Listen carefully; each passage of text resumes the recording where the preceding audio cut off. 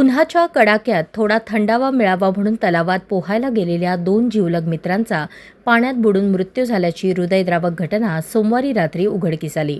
या घटनेमुळे सोलापूर शहरासह मृताच्या परिसरात शोककळा पसरली आहे।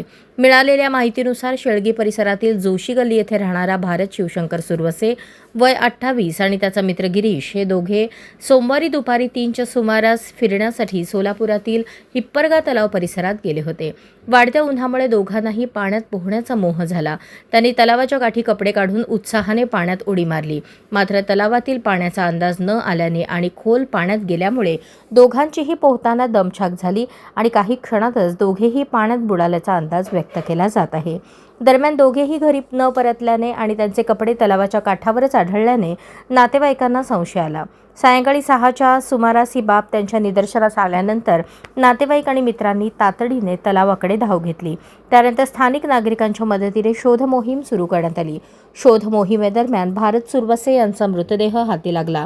पोलिसांनी मृतदेह तातडीने शासकीय रुग्णालयात शवविच्छेदनासाठी पाठवला। दुसरा तरुण गिरीश याचा शोध घेण्यासाठी स्थानिक मच्छीमार आणि प्रशासनाकडून प्रयत्न सुरू होते, मात्र रात्री उशिरापर्यंत त्याचा ठावठिकाणा लागला नाही। या घटनेची अधिकृत नोंद सोलापूर येथील सिव्हिल पोलीस चौकीत करण्यात आली असून पुढील तपास सुरू आहे।